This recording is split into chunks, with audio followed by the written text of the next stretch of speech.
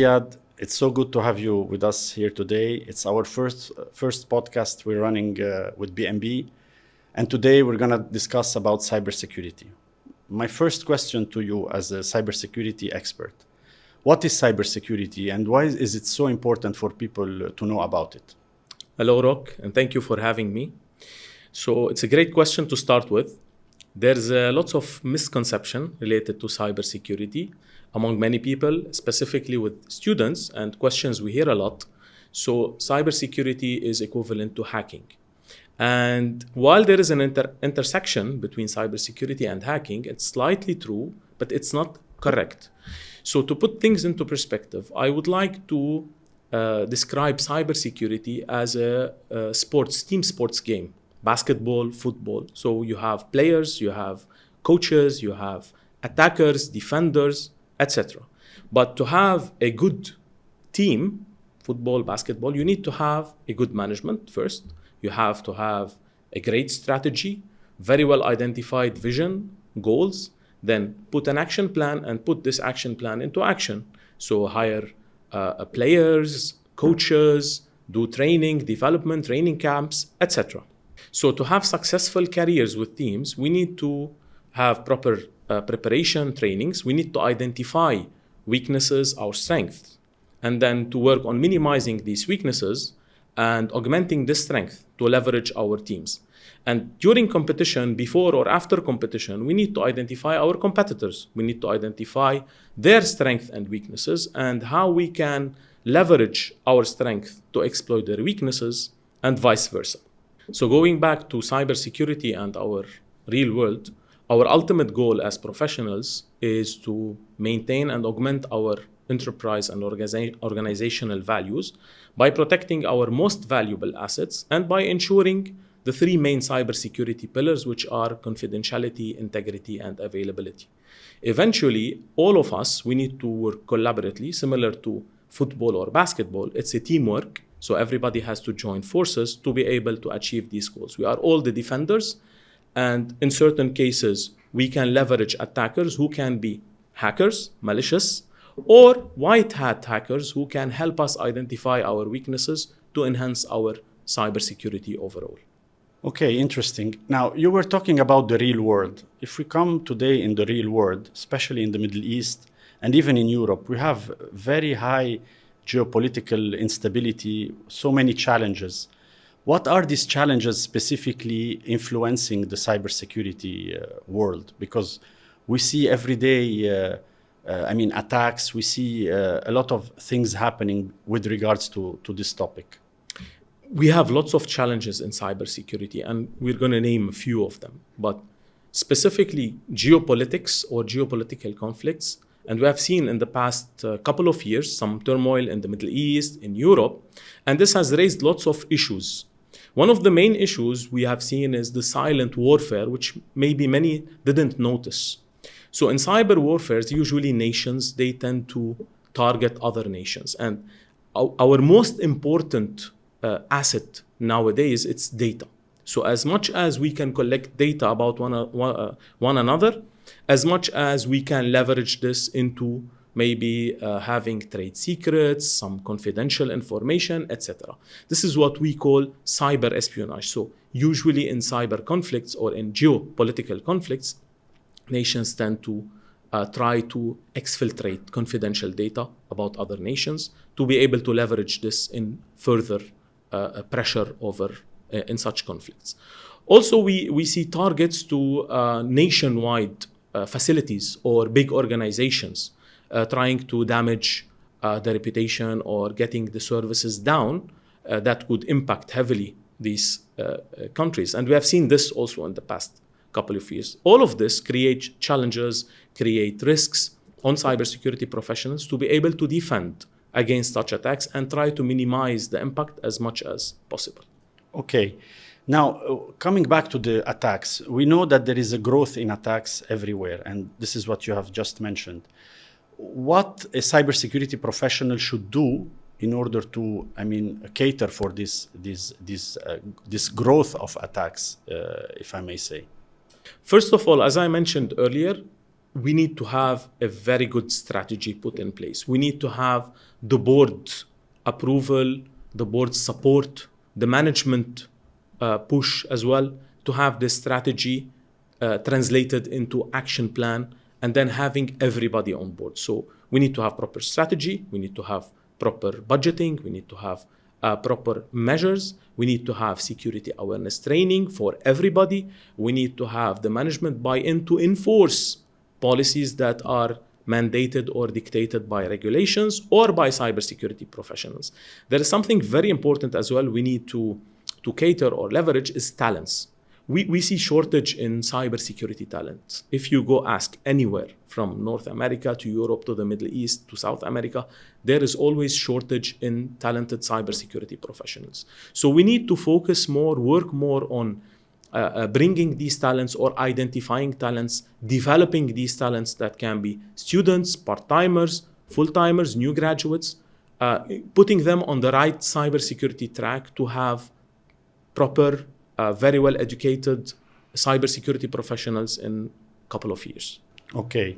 Now, when we discuss about AI, since nowadays AI is everywhere, what is the relevance of AI in the cybersecurity field? Because we know that AI has a huge role to play within cybersecurity.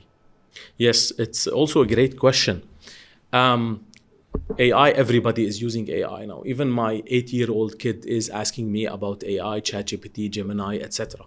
So with AI, we have seen lots of growth and lots of development in general, in many fields, and specifically in the IT, cybersecurity, etc. Now, AI has its benefits and it has its disadvantages as well.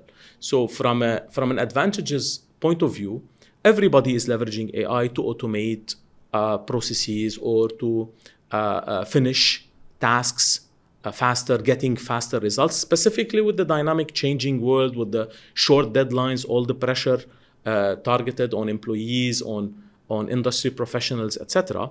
But this has created a security gap where many employees, unintentionally, they tend to upload, for example, specific data to the cloud.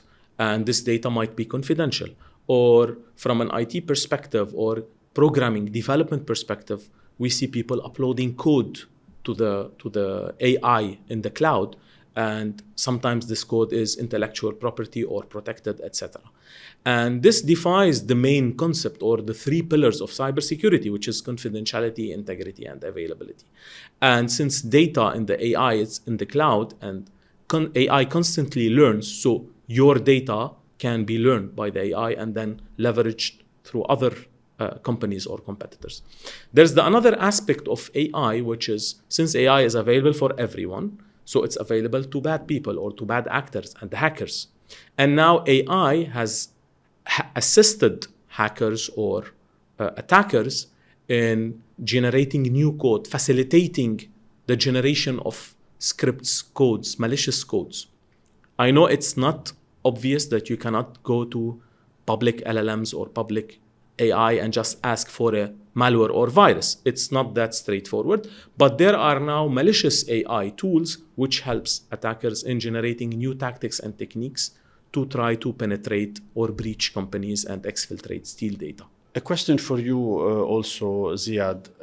We spoke about AI, we spoke about the geopolitical factors. Are there any other factors that influence the cybersecurity when it comes to big organizations or companies? Definitely. Geopolitical is one of the challenges, geopolitical conflicts. AI is one of the new challenges many cybersecurity professionals are facing, but there are lots of challenges as well. To name a few, we mentioned the lack of talent and development of cybersecurity talent. This is a challenge by itself. There's the lack of enough management or board support in many organizations. We still see till today. Many consider maybe cybersecurity like just a side task that should be fulfilled or a checkbox that should be ticked, which is not true.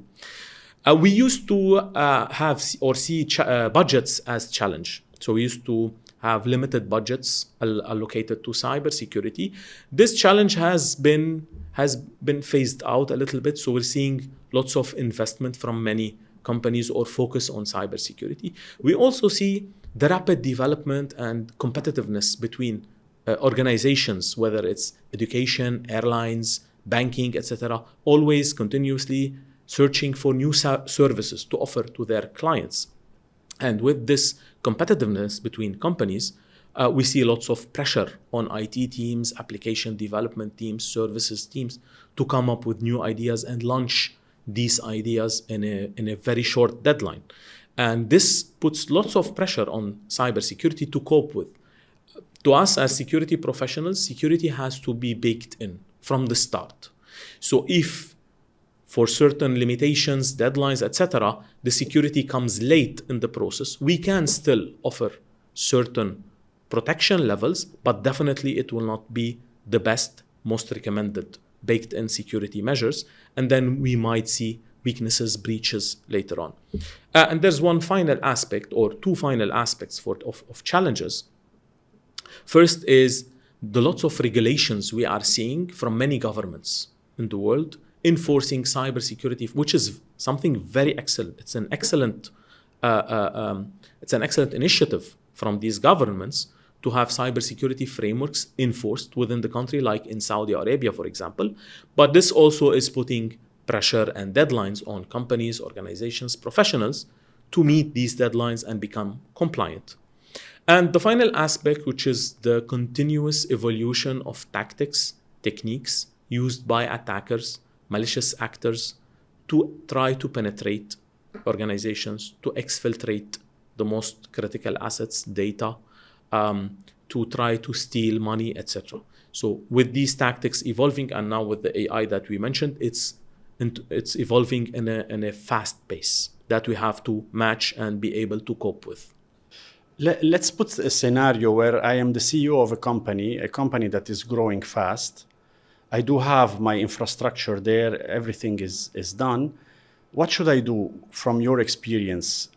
Should I invest in an in-house cybersecurity team and give them all the tools and all the knowledge, the trainings, everything that is needed to level them up? Or can I go to outsource this specific, let's say, important aspect of my business? Definitely, it should be a balanced approach. So we need to have security professionals inside the organization, depending on the size, the nature, etc. We can get external companies, external advisors to help a CEO or advise on what is the approach, help build the strategy, help have clear visions, goals, and then put it into action plan. And one of the action points can be to have a security team in-house. The security team has to be trained, they have to be continuous, develop their capabilities, and they should be able to cope with the regulations, demand, requirements. Now, you cannot have all the expertise inside your organization. So when it comes to specific expertise, to specific audit, gap assessment, security assessments, security monitoring, etc., we can leverage outsourcing or external companies to help complement this ecosystem of security. Definitely, you will need third-party companies or cybersecurity specialists to help you with implementing or acquiring and supporting cybersecurity layers, which help enterprises in the protection, detection, and response capabilities to maintain confidentiality, integrity, and availability. Okay, so if I understand well, what you're saying is that clearly there is a balance between the two. You cannot be 100% in-house and you cannot be 100% outsourced.